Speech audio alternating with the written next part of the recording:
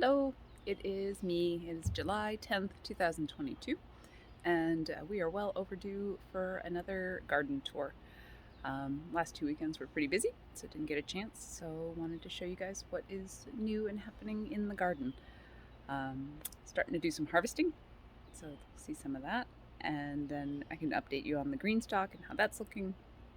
It's been really dry here, no rain, so things are struggling a bit. We had a good water today, but I'll show you. All right, come on with me. So this is the last of the potatoes out of the these grow bags that we have. So not as big a haul as in the ground, but still functional and uses the space pretty well. Come on down here. The center planter is growing beautifully. This worked really well when we were entertaining. Everybody could kind of just harvest the basil as they wanted for their dish. Made it really kind of a fun interactive centerpiece. This little shady bed is definitely lagging behind the others to get more sun, but it's finally starting to catch up. The corn is still so tiny, so hopefully that will catch up with us. Scarlet runner beans finally starting to grow a little bit. Lemongrass is getting much bigger. You can see the little zinnia seedlings popping up. I want to show you this wonderful thing though. This is a house plant that comes out for the summer. Look at those blooms. So this is an orchid cactus, is my understanding, and it is absolutely covered in blooms. And it is so pretty and so exotic looking. All right, so let's take a look at the side beds here. So this is the green stock planter, new to us this year. We've got Swiss chard in the top, and then I put winter squash in this because we struggled so badly with vine borers and things like that last year. So let me show you what we've got so far. This is not what this is designed for. I'm definitely putting it through its paces. We have a little butternut squash and tons of nasturtiums. They love it, which the hummingbirds love. But look at this pink banana squash. This is my hand to give you an idea of its size. So I think if the green stock planter can handle growing one of those, you can probably manage most anything you want to grow in it. Those are the black beans from the old dried up bag of beans I was going to throw out. They're starting to put some blooms on. The camera can't even handle that color. Oh my goodness. And the Swiss chard up top is doing great. I think that's probably a great use of these would be for lettuce greens and things like that. The start of the onion harvest. Laying these guys out to let them start to dry a bit. This is just our little side bed here. The rose finally done blooming. Another one of Dave's canna lilies that he started from seed. This was my other pink banana squash plant in this pot. We definitely saw a squash bug thing trying to lay eggs, so that they are out and about. We've been trying to hand pick and catch her when we can. But you can see that this one has also got some fruit on it. So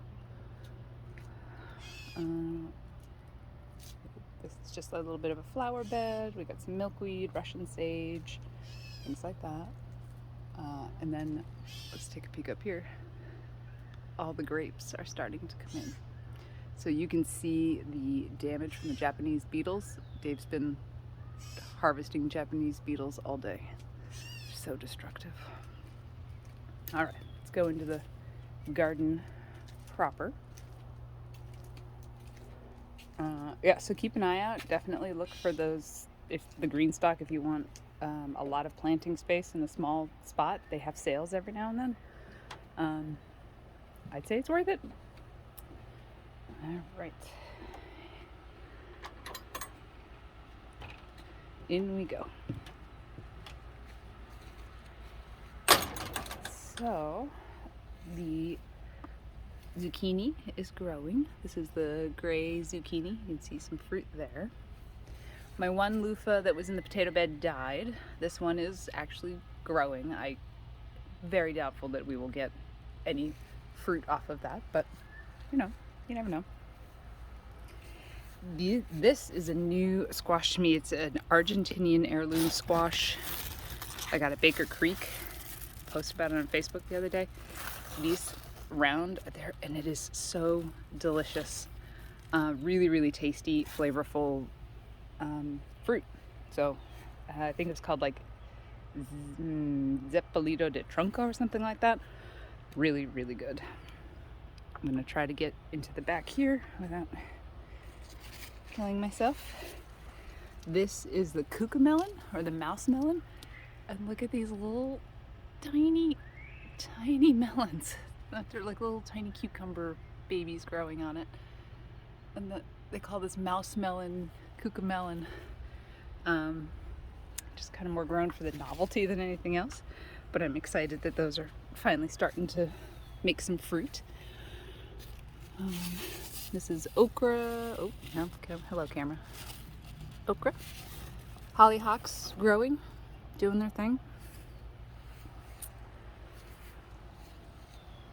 So let's take a tour here. This is that Dracula Celosa. Look at that color. Beautiful, lovely. Would definitely grow that again. This is a little flower that came in that same Goth Garden seed pack. I wish I could remember what anything was called, but so pretty. Pecan trees doing their thing. Harvested a giant bowl of green beans off of the bush beans, so those are good. And then the Harry's potted beans are now finally starting to put up pods. You can see we took some of the onions out of this bed. I replanted again with bush beans and then just some zucchini, because we should still have enough days left in the growing season to get at least one round of summer squash. The borage, the bees have been going nuts for today. The whole mess of honeybees kind of came into the garden. Sorry for my shadow. These are the Harry's potted beans. It's a dry. Oh, what's with me in the camera? Pay attention to what you're doing. So you can see they're starting to put on little pods here and there. And those are a drying bean, like I said. I saw a hummingbird in the garden today. She was visiting the nasturtium. So this is where those potatoes were. So that's finally gone. The arugula is going to seed. It's been so hot and so dry. I still like the super peppery arugula. It's an acquired taste, but I'll still eat it. We are starting, somewhere in here too, let me show you. All the wasps and the bugs appreciated the watering that we gave. They've been going bonkers in the garden since we watered. These down here, starting to get some jalapenos coming in. They're a little too small to harvest just yet. I did harvest some banana peppers. The red onions did not do as well. They do make lovely fresh onions to eat, but they will not store particularly well. So I'll be eating a lot of fresh red onion. This squash is the happiest squash in my garden because it lives under the faucet here, so it's always getting drips every time we use the hose. These leaves are immense. Catnip is doing great. So tomatoes are setting fruit. Nothing even close to ripe yet. More onions that will be getting done soon. Blackberries, not ripe yet, but we're getting there. Look at these beautiful cabbages. They're just so pretty. You know, they've got a couple bug holes in them and stuff, but they'll still be delicious. The damn woodchuck got into the garden and has been snacking on my climbing beans, but I just replanted a few too in case these don't make it. I'll have a round 2. Got this beautiful sunflower doing its sunflower thing. Can you see that? Oh, they're so pretty. You can see here more woodchuck damage. Came in and ate all the seed heads off the lettuce. I want to show you the cucumbers because they're going bonkers. So these are the Boston pickling cucumbers. And you can see these guys were half this size this morning, so they've been growing as I think you could watch them grow. These are the Chicago pickling cucumbers, and I have to keep redirecting these vines to grow. Sorry for the sun glare if it's blinding you. I just planted some more summer squash in here, as well as some bush beans, so that we can have some rotation crops. These are some hot peppers that are actually putting on some fruit. You see that guy back? Come on, focus camera. There you go, there's one. And then this one might be a little easier to see. Some kind of very hot pepper. This is the Lady of Shalott Rose. Put on quite a bit of growth. We've had to water again. Normally try not to fuss with the roses too much, but everybody needs a little help this summer. Look at how many blooms are on this sunflower. It's going to be beautiful. In here also a fresh round of rutabaga, and then some bush beans in the here. You want to see what a silver slicer looks like? They are called silver slicers because they're pale, and so it stays this pale white color. And they're supposed to stay tender even if they get big, so sometimes cucumbers will get away from you, and then you come in and you've got a monster in your garden, and they are often bitter and not very good. Supposedly these don't do that. We'll see. Never grown them before. They're kind of cool looking. More woodchuck damage, courtesy of Mr. Woodchuck, who will be finding himself out of a home, but he has munched the tops of the carrots. So I've been kind of pulling those.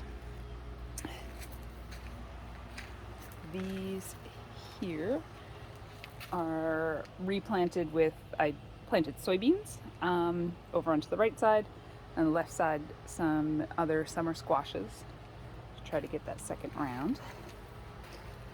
Eggplants finally have a little room to breathe without the potatoes in there being all up in their space. Tomatoes, lots of tomatoes. These guys are appreciating the angle of the sun that they get. I think these are those